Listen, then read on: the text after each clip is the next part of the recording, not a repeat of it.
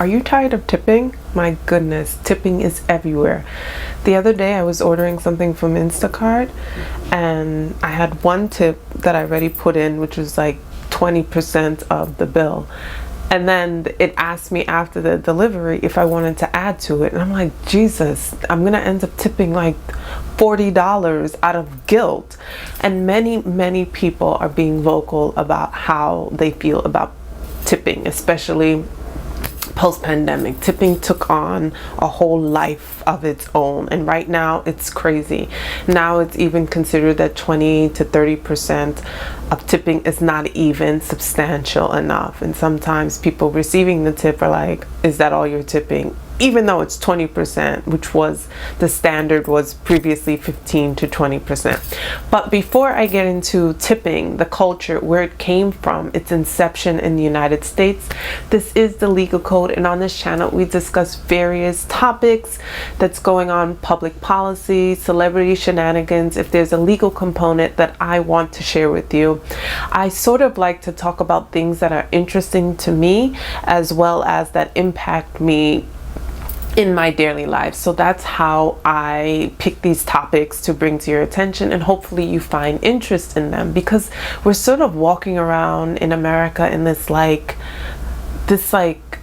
there's so much confusion, and you don't know where something begins, where it ends, what's this new law. So hopefully this channel could be a hub for you to receive information about different policies, different laws that are coming down the pike. So if you like that sort of thing, please don't forget to like and subscribe, and of course share with anyone else you think will find value. Also, I am a real life attorney, so if you're watching this and you have concerns about estate planning, if you have concerns about your small business, if you're a content creator and you have a course, for instance, that you need to perhaps trademark your logo or copyright your content, that's something that a lot of content creators are experiencing, copywriting their actual content that they're selling, please reach out to me. There's a link in the description box. I've worked with probably about a dozen content creators, and that is my zone of genius in terms of small businesses, the trademark, the copyright, making sure you're legal, that you're legally protected so that you continue to create and grow your business. So if you have some concerns and questions and you want to speak with an attorney, you can schedule an appointment with me. The link is in the description box. Now, without further ado, let's discuss tipping, the culture of tipping, and how certain restaurants are moving away from tipping and actually providing a living wage, giving their employees a living wage. So if you haven't heard, Matt Stone and Trey Parker, the creators of the animated sitcom South Park, recently purchased a restaurant in September of 2021. It's called Casa Bonita. It's 52,000 square feet. It's sort of like this Disneyland of restaurants. It's like this fusion of Mexican food and Disneyland all built into one. But why this restaurant is catching headlines is because they have decided, the owners of this restaurant have decided to pay a living wage to their employees. So days before the opening, the restaurant asked employees to sign new contract that offered hourly wage for servers and bartenders at $30 an hour. The new contract said that they will no longer be receiving tips to supplement their wages.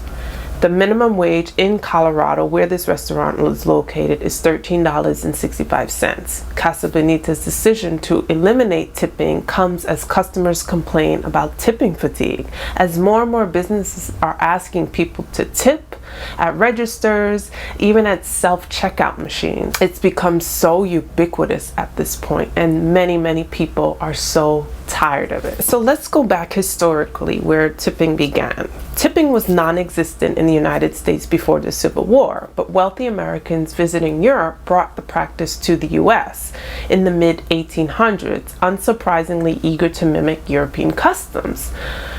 But it took root as a business strategy during Reconstruction. At first, most diners were largely against tipping, deeming it inherently condescending and classist. How could people who are poor poor Americans be expected to pay for their food and then add a tip on top of that? In fact, there was so much anti-tipping traction that in the 1860s, the attitude spread to Europe. And that's one reason why Europe totally got rid of tipping as an expectation of customers. So most European restaurants today do not encourage tipping. But in the United States, that movement was squashed and it went in the exact opposite direction. As you could see, that was the only thing America took from Europe, not universal health care, paid sick leave, paid maternity leave, but tipping, because of course that could be offset to the customer. So after the Constitution was amended in the wake of the Civil War, slavery was ended as an institution, but those who were free from bondage were still limited in their employment choices. Many who did not end up becoming sharecroppers worked in menial positions such as servants, waiters, barbers, or railroad porters. These were pretty much the only occupations available to black men who were free. For restaurant workers and for railroad porters, there was a catch. Many employers would not actually pay these workers until under the condition that guests will offer a small tip instead. So these industries demanded the right to basically continue slavery with zero wage but a tip if the porter employee was lucky. George Pullman founded the Pullman Company in 1859 and started operating luxury sleeping cars on the country's growing network of railways. In 1868, Pullman began hiring black men, most of them former slaves, to serve as porters. He considered them to be perfectly trained servants. Pullman paid them minuscule wages, about $27.50 per month in 1916. That's the equivalent of about $814, which is less than the equivalent today of $10,000 per year, though they would have worked 400 hours per month. They were treated harshly and often subjected to abuse, marginalization, etc. But Pullman encouraged wealthy passengers of those luxury cars to leave them tips because he was paying them zero. Now, the rail car company played a major role in the spread of tipping as a cultural dynamic. The Pullman Company stands in the public mind as the leading exponent of tipping. It certainly is the largest beneficiary of the custom. Historians estimated that in 1916, tipping saved the Pullman Company $2.5 million in annual payroll, or about $75 million adjusted for inflation for 2023. The emergence of tipping in the late 1800s was met with fierce opposition, though. It was often derided as un-American, running against the country's alleged egalitarian ideals, and was often likened to bribes, sometimes by the business owners themselves. In fact, 7 states, most of them in the South, flat out banned tipping as a practice outright. But the practice was stuck by the 1900s. It gained momentum despite the sentiment. Firstly, in hotels. Hotels had restaurants that separated the meal services from the bills of the hotel guests. So meals were billed separately from the lodging. Hotels viewed this as more profitable, but it also led to a shift in thinking among hotel owners. Hotel owners opposed including the food bill and the lodging stay in one bill because customers sometimes gave tips to get more food from the servers. So restaurateurs soon realized that they stood to benefit from the opportunity to subsidize workers' pay with guests' extra money. So even as the racial dynamics of the United States evolved, the practice spread throughout the country and it became a bedrock of restaurant industry. With separate bills, the tip could be used to supplement wages. These days, tipping is pure social norm at restaurants. And according to the Council of Economic Advisors, 98% of customers at full-service restaurants leave a tip. Americans as a whole leave more money for their restaurant service than any other country. As a matter, it's encouraged and it's seen as in poor taste if you don't. The National Restaurant Association estimates that $324 billion was generated at full-service restaurants last year. That suggests that customers at those restaurants paid anywhere from $35 billion to $60 billion, depending on the percentage of the dine-in sales last year and the number of tips left for other forms of service at those restaurants. So, this is how much Americans are leaving for staff.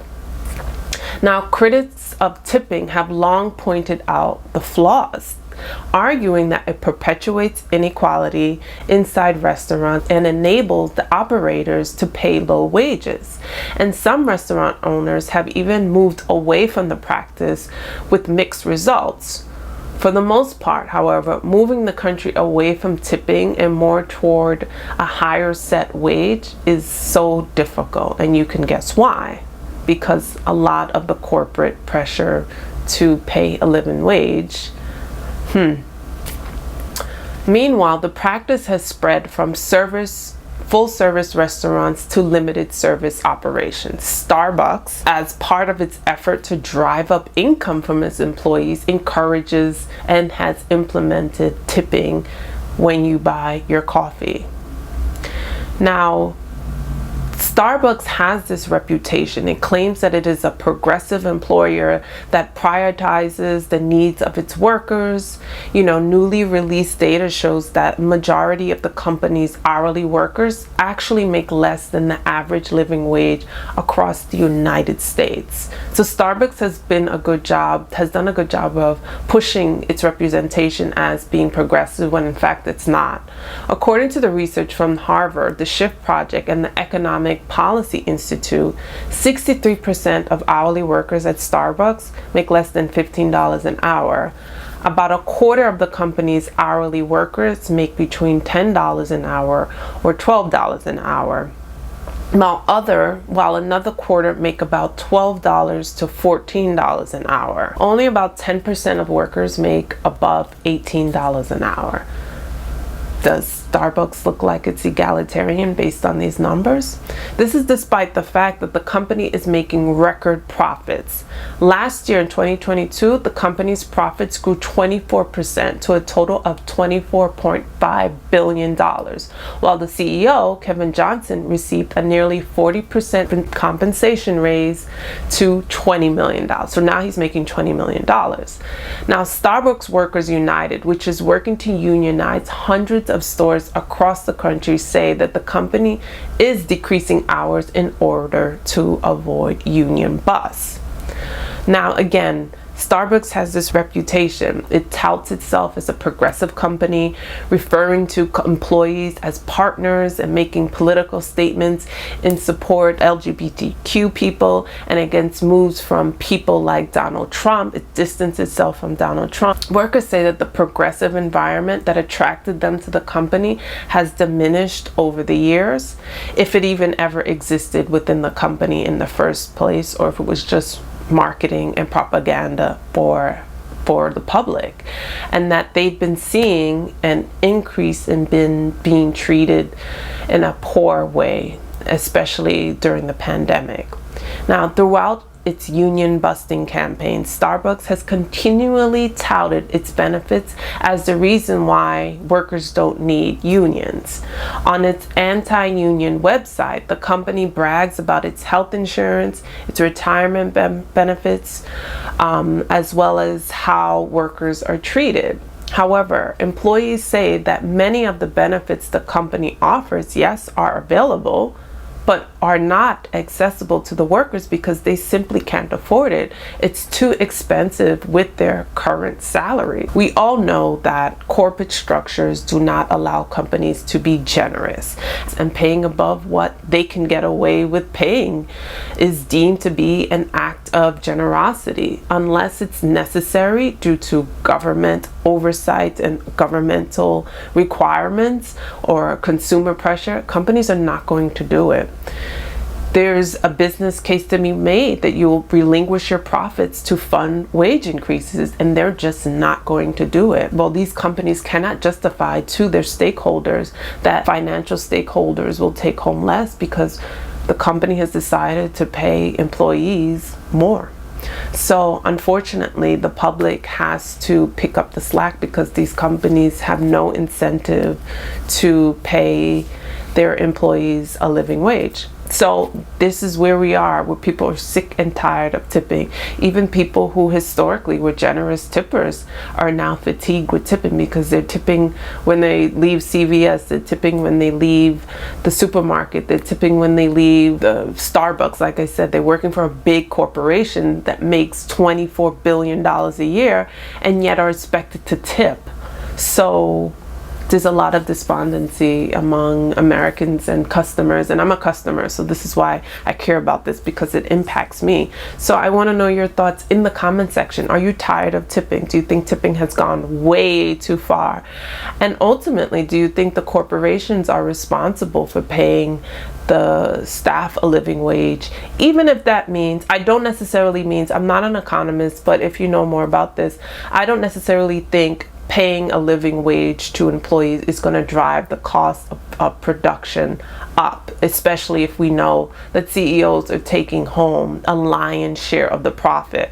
So would it be an idea that the CEO takes home less money so that employees can earn a living wage and customers don't have to but customers don't have to feel the impact of the company having to drive up cost or drive up the cost of production in order to ensure that the CEO, the stakeholders, take home so much more money? Like, why is it constantly the public that has to be the buffer against ensuring that the CEO takes home a lion's share of the profits? Let me know in the comment section. What do you think about this?